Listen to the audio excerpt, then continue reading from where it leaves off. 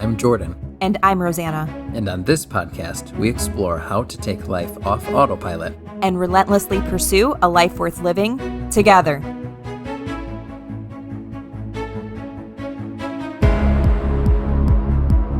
Hello, and welcome to Season 2, Episode 5 of the Relentless Pursuit podcast. This episode is titled Self-Education. So today we're talking all about self-education, and this is different than our conversation regarding back to school and education that we did at the end of Season 1, because this isn't focusing on our kids learning or going back to school or anything like that, but it's really focused on like our own, as adults, like personal Let's education. Talk enough about the kids. Let's talk about us. Yeah, and education and knowledge, and kind of the pursuit of that as we want to change and grow and better ourselves into the best versions of ourselves. Right. So, believe it or not, in 2015, so that's 5 years ago, self-education was a $107 billion industry. And by 2025, they're predicting that it will explode to become a $325 billion industry. All right, so in just 10 years, the self-education industry will triple. Wow. And this is kind of fueled by, actually, there's a whole article that like LinkedIn bought kind of like this like self-education domain as a way to like better people bettering themselves. So like connecting professionals in a sense. Correct. Okay. So like never before, people are investing in their own knowledge and in their own growth like never before. And like the big question is, well, why is that?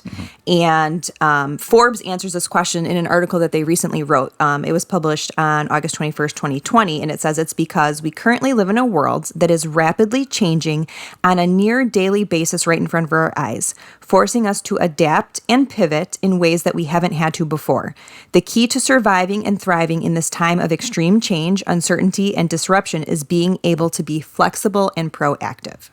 I don't think I've thought about it that way before, but I think that's accurate. Like I've thought of, and a lot of what we'll talk about will be about kind of just like growing and bettering yourself, like for specific reasons. But if you really do think about how quickly the ground underneath us is shifting, a lot of jobs that exist now didn't exist a decade ago or more, and then how much more will that change in another decade? So it's like if we want to keep up, I was thinking professionally, but in a number of ways, then being able to continue to learn is essential. Yeah, and even if you think about these last 6-7 months of COVID, how many businesses have had to pivot in unprecedented ways in order to keep their doors open. And the ones that haven't, because of lack of skills in terms of maybe social media or marketing or like just diversifying what they're able to do, have had to close their doors. Right. So it's become even increasingly more important. Okay, so let's define self-education. Self-education is an education without the guidance of masters, so a certified teacher or like professor, something of that sort, or institutions like an accredited university or college or program. And autodidacts are individuals who choose the subjects. Fancy word. Who choose the subjects they will study, the materials they will learn from, as well as their own studying rhythm and timeline. Okay. So this is distinguished from like a school has a set curriculum, a set teacher, or like an institution will have like multiple courses, then you get your diploma at the end. So we're distinguishing from that. This is really self-paced, self-guided, everything. Self-driven, based on something that you want to learn about for the sake of learning or ultimately for the sake of doing and trying and learning through it. Nice. So what do you think? Enough to talk about with this topic? Well, I really like this because this is something that we've believed just as educators, for a long time, and we've tried to apply ourselves. But in schools, there's that phrase "lifelong learner," and when we talk about and we hear it like from our kids' schools, and like all the way, I would imagine through high school as well. Like we want our students to learn this content, but also learn how to learn and enjoy learning enough that they're going to continue to do it in all kinds of different ways, even after it's required by state law. Now, can I tell you something? And you might judge me, and maybe our listeners will too. I used to think that was kind of like a crock. Like, we want you to be like a lifelong learner, and once you leave this institution, or walk out of these doors, that you're gonna seek knowledge, and that never really clicked for me. I don't think it will at the time, like when you're young, because you're so excited to be done with school and stop having people tell you what to do. And it does sound like one of those, like, kind of like in the clouds, little phrases that maybe you don't even understand what it's supposed to mean until you're older. Well, and I think I've mentioned this before, like, like going to college was like a means to an end at some point. Like you go, so you get the degree and you get the job and then you just work the job. And then the more that I've grown, the more I realize that that's not it at all, or that's not what I want it to be for me. And so this seeking of this self-education and learning different things that I didn't even know I was interested in, and maybe I wasn't at the time, but picking up like books or listening to things or hopping onto a webinar to learn things has kind of really opened the doors and my eyes for just the rest of my life, I feel like. How much is out there? So let me ask you that first. Like, what would you consider like all of the ways that one could go about learning, and why would they want to do that? Well, I think in the age we live in, there are so many ways you could go about learning. And sometimes it's kind of surprising what you can learn from. Now, Netflix is what it is. There's some junk on it, but there's some good stuff. There's some... There's a lot of like nonfiction, so there's a lot of documentaries and things that can walk you through a topic. Right, which that never used to interest me. You love documentaries and you love learning about things, and I just used to like to be entertained. But I found that like when there's documentaries and those types of things on Netflix, like that opens my eyes to a topic that I maybe didn't think about. And then that kind of like spurs me on to like maybe read a book by, something similar. And it's never, now it's not, I move away from fiction and I'm looking at nonfiction and like exploring those topics because I'm interested in them. And a lot of times then there's application in my life and even in my job and even in the things that I'm pursuing that I didn't necessarily see a connection to before. Yeah. Yeah, I think there's two reasons to learn. Like one, and I just think about like just documentaries come to mind because one that I enjoyed not too long ago was about rock climbers. And I have no interest in rock climbing myself, but it was entertaining at the time. And I feel like the end result of that is that I'm now slightly more knowledgeable about what they presented in that documentary. And I'm definitely like interested in kind of learning more about that. But really, that's a little bit more I would consider to be entertainment. It's like learning because it is fun to explore something I didn't really know anything about. And I think the other, like far more applicable one is what you were talking about, which is you have some sort of objective for yourself and some sort of application that you would like to make. And the more that you can educate yourself on that given topic, then the more likely you are to be successful in that endeavor that you are planning as your next step. Yeah, I mean, I went to college to be a high school English teacher, and so I obtained that degree. I did my student teaching. I taught for a while. And then at the time when we had our first son, for us, it made more sense for me to be home with him. And so I was home with him. But even after being home with him, I still worked, do you remember this, for a few years, for like 3 years for a nonprofit.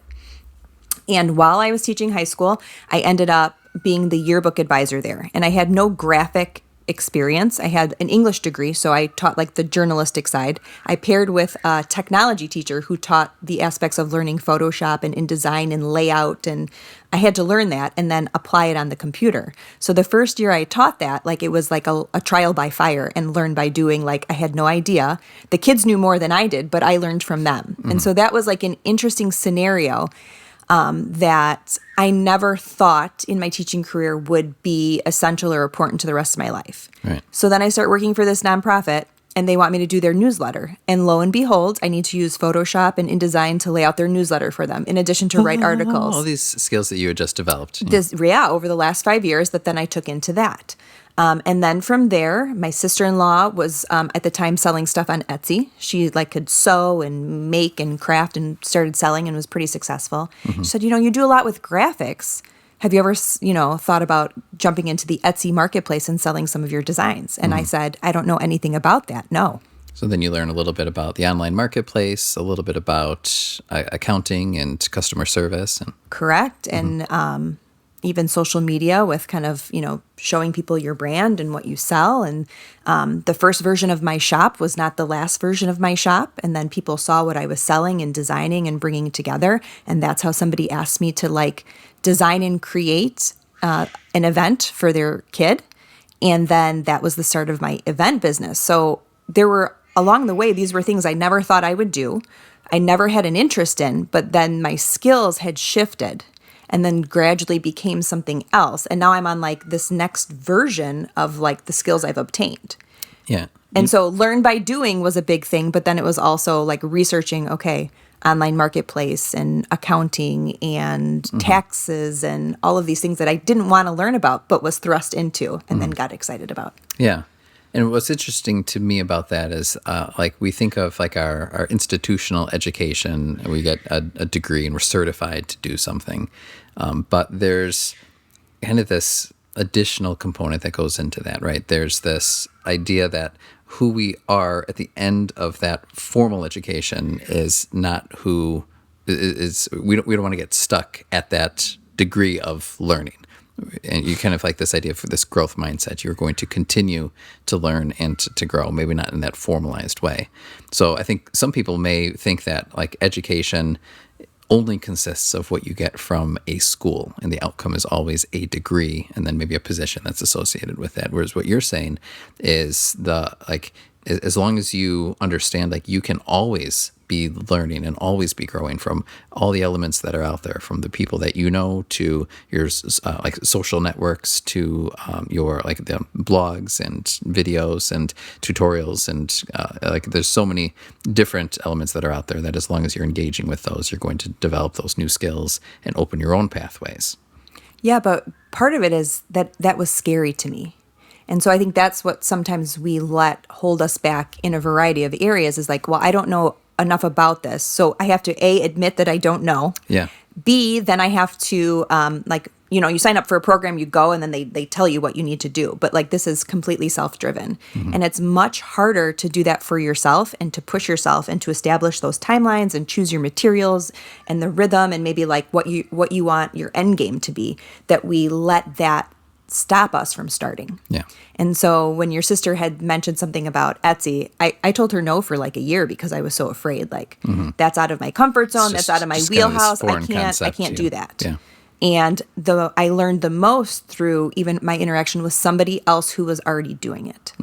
And then I think of too, somebody who wanted to start going into events. It was a couple years ago. She's like, we have someone in common. She told me, you do this. Can we sit down and have coffee? And I remember telling you, like, someone wants to have coffee with me to ask me about how I started my business. Do I actually know anything about it? And that's what I thought. I said, there are so many people who know so much more than me.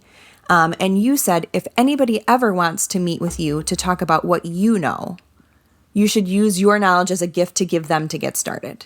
And so I think about that now when I ask other people, as people who are already doing it are already masters. We always think that it has to be someone with like a degree or they're a professor of something, right? They've achieved something, but people who are already doing it can be great allies and resources for us to get started. Right. And there's that real world experience, that practicality as well.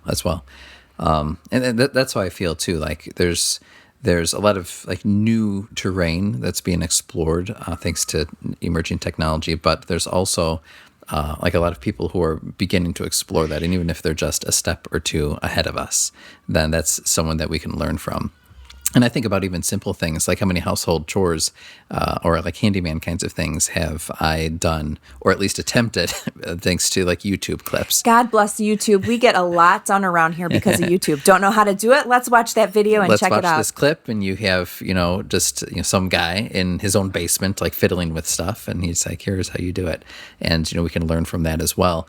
And so there's some, I think, formal areas where we've expressed interest in and have, bought books or listened to podcasts or networked with people or like looked at YouTube videos or again, have done all of those or attended seminars and just tried to it's almost like this self-certification, this degree. And it's really great having the internal motivation to continue to dive into the same topic. Other things I really do maybe just one time. If it's like something's broken, I need to fix it. And I'll try to like learn how to do that myself before calling in like an expert and having to pay them. Sometimes it would help to just call in the expert And have you pay them. Yes. But But it's learning and growing is good. all about trying. Yeah, you never know Because until the you first, try. yes, and the first time might be a failure, but maybe the next time will be a success. Maybe. Or the next time you just call the handyman first. See, either way, you learn something. I think we're both thinking about the same thing because Yeah. now one of our ceilings may or may not have water stains, water damage on it. So it's okay. But Live we're and learn. okay. Live and learn. Live and learn. Que sera, sera. Yeah. But I think that the important thing to think about with knowledge is like if we think of it as this fixed thing, like I went to school, I earned my degree, and now all of my time is spent either like applying just that information to my career or like otherwise entertaining myself without this idea of continuous growth, then I think I would compare it to like inflation, where if your money is in the bank and it just sits there year after year after year, it becomes less valuable because of inflation. And I think knowledge is kind of the same way, where the world is moving on. So even at one point, if you had kind of mastered all of that given content, if you don't continue to make the investment in your learning, then the world's going to move on, and what you know will become less and less valuable. Well, in a lot of industries, that's why they kind of, I don't want to say force you, but continuing education credits and things that, okay, you might be licensed in this area, but you have continuing education opportunities to get better. I mean, I know that they even do that in the hair industry, where you have to like recertify every so many years, and you have to have so many hours of practice and training in new areas, because they want to continue to see you learn and grow and develop the profession and the industry, Right. and not just be stagnant in, oh, I can do this one thing. I think that's assumed in some industry, like for like doctors, for example. Like there's always new like medical procedures and studies that are coming out, and it's really essential that, you know, if say you became a doctor 30 years ago, that you're not applying the same principles from then, that because they're not as applicable today. And so I think it's assumed in the medical profession that you are going to be like continuing to like attending conferences and conducting research and exposing yourself to the ever developing world that's there.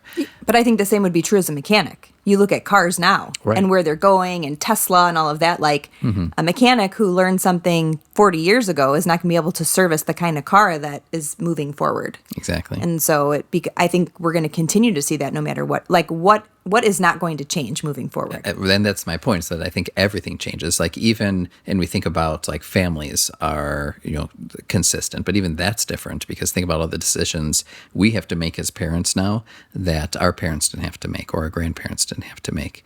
So I think in terms of like one of our conversations was about like screen time in the households.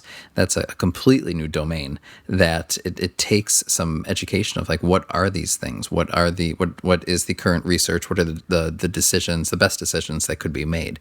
And so I really think in every domain of our life, it's important to continue to expose ourselves to the things that are out there and learn. Otherwise, we're just, I think, forced to repeat something that we learned a long time ago and may no longer be the best or even applicable. Yeah. I mean, one of the questions that just comes to mind is like, what's at stake if we are not internally driven to educate ourselves with the goal of moving forward? I mean, I feel like the answer is just everything. Right. Like we will really be left behind. Right.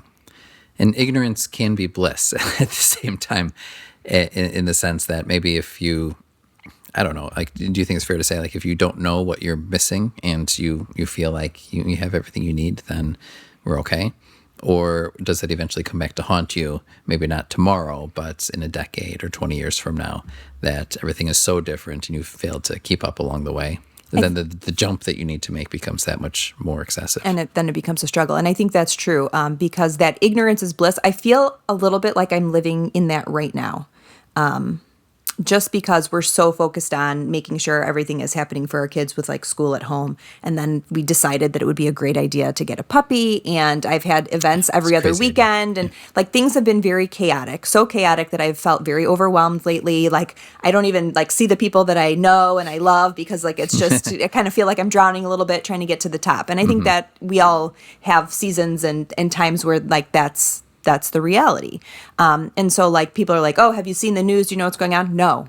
And so I will claim right now, ignorance is bliss, because like I don't need one more thing to worry about that like is out of my control that I'm going to be like drowning in. And so like I've kind of like actually just like shut out the outside world. Right. But I know that that's very temporary. And I know that like I am going to have to like Right. pick up In my head fact, and look around. That can be dangerous. Yeah. Right. The Over election time. is coming up. Like, what do I need to like educate myself on? What do I need to start like, sifting through to make sure that I'm making good decisions moving forward? So like, I think ignorance is bliss is good for short term if you need to block something out to focus on what's in front of you. But long term, I mean, the world will leave you behind. Yeah, and since you bring up like the election and politics, I think that's one area, obviously one of many areas that we really have to kind of dedicate ourselves to. I think just being good students of, and there's this temptation to kind of I think like let people intrude upon our own thinking and learning process. And I'm thinking specifically through social media, where there are algorithms that are designed to kind of feed us ever more increasingly extreme kinds of perspectives. And so if you ever feel like other people are just out of their minds or crazy or right when it comes to certain issues, and we are not as able to kind of even understand or come to any sort of middle ground. I think that's because even though under the guise of self-education, we're not being good students. And so for me, like I mean, one of the things that I always try to consistently take a look at is if I know that there's something that I'm learning about that has more than one side, I try to expose myself to that other side. So I'm always very skeptical about what someone is trying to tell me. And I'm like, well, what would someone who disagrees with this person say? And because I think ultimately, like self-education comes down to like, what do I want to get out of it? Not what does someone else want to get out of me.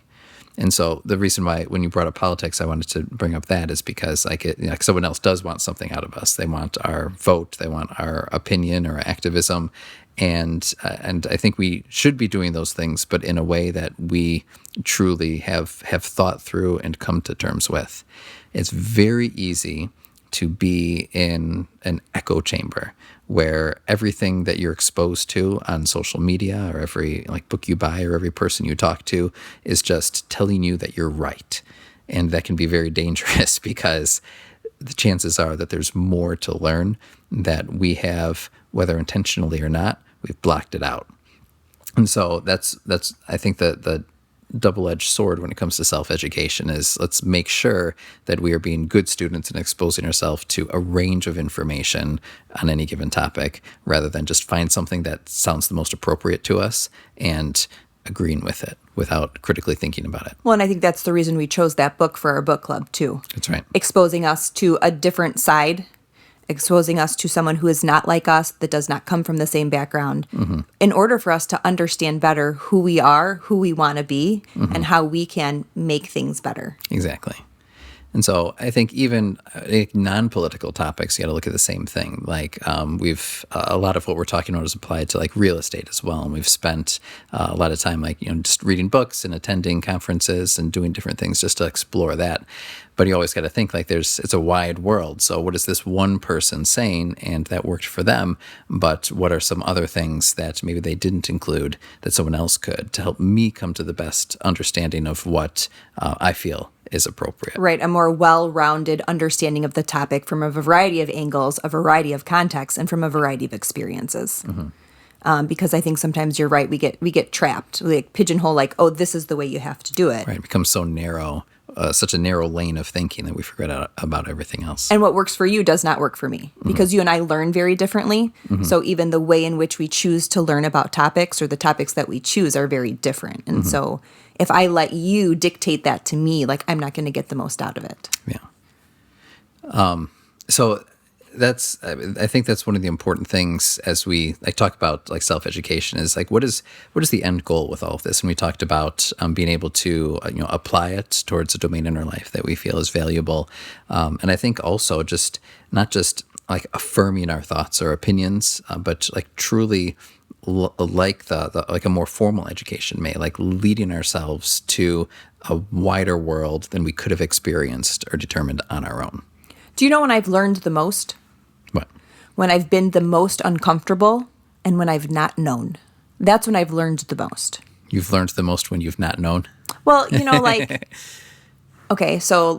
you go through, so let's talk about college. Okay, I went to college, I student taught, right? Like, you at least feel like you know something, right? Like, you've come away with something and you think, okay, like, I'm ready for this. Yeah. But, like, we started this podcast. Mm-hmm.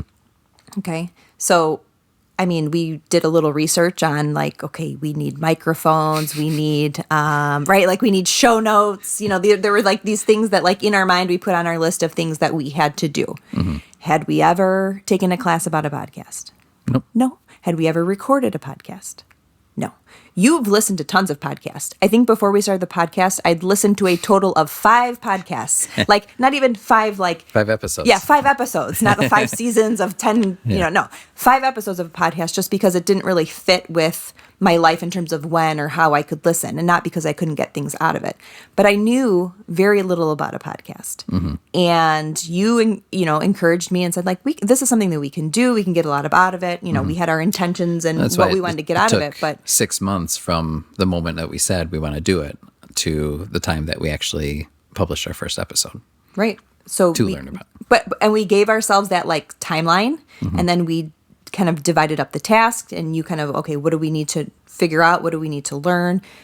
Trial and error. But, like, I've seen so much growth in both me as a learner, as a podcaster, in us as a couple, like, trying to do this, when we knew very little about the topic. Mm-hmm. So we didn't spend, like, 3 years studying it or interviewing people. Like, sometimes we let that hold us back because we feel like we don't know enough. Right. I haven't mastered this. Well, you never really will until you do it. So what percent do you think you need to know something before you start?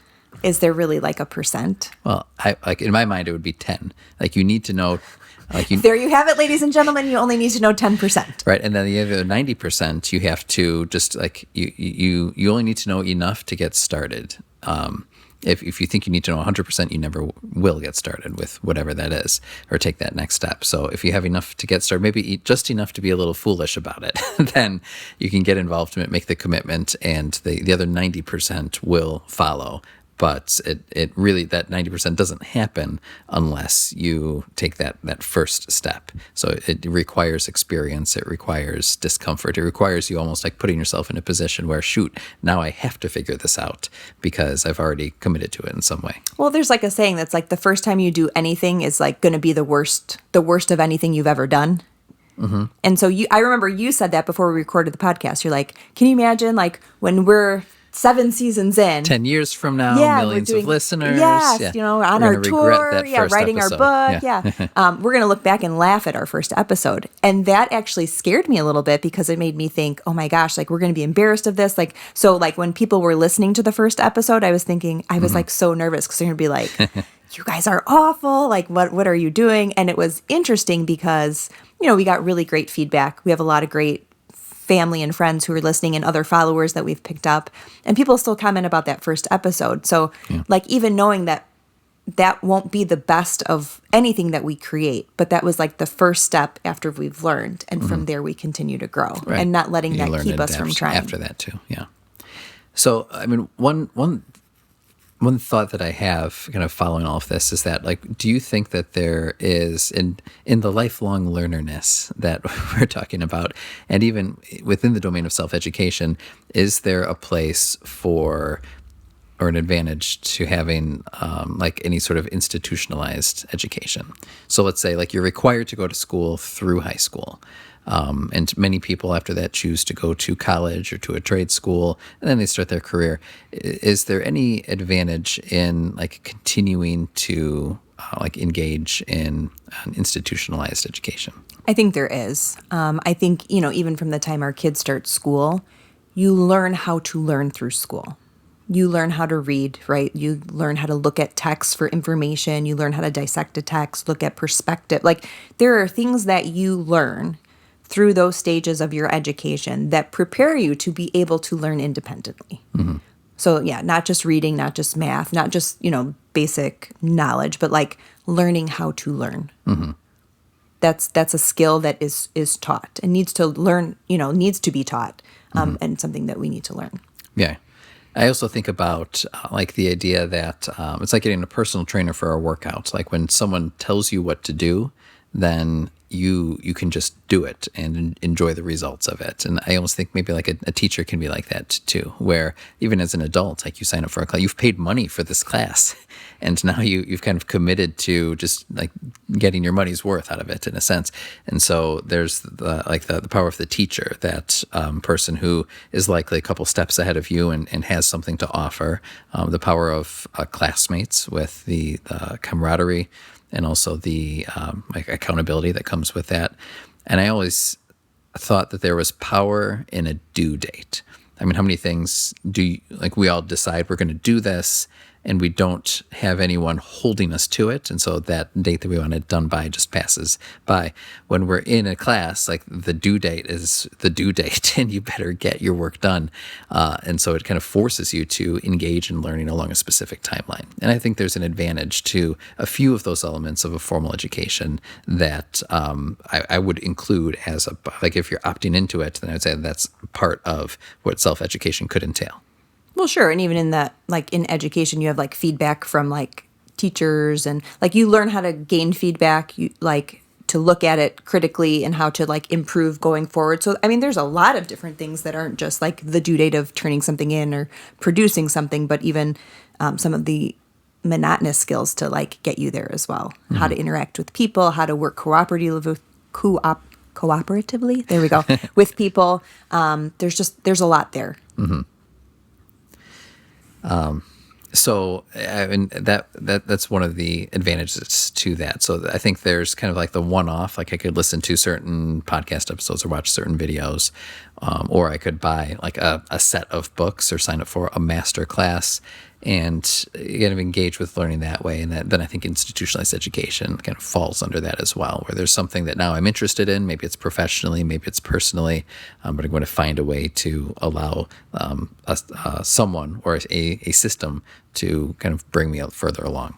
But there are plenty of people who are now creating courses. Mm-hmm. I mean, Tony Robbins has been doing it for years. There's a bunch of people. Mm-hmm. I went to like a seminar this fall, and Rachel Hollis was there. Like these are people now who have like mastered kind of like the art of self-development and improving, and are creating courses for people like to take to like move themselves forward in like whatever their business or their strategy or their industry is in. And I think, a lot of people are buying into that because they've seen it work for other people. And it's not, some people can't afford a 4-year degree or a graduate degree or something, but they're looking for people who have, mastered whatever their content is, and then have taught other people to do the same thing through their own like learning and investigation. There's a course for anything right now.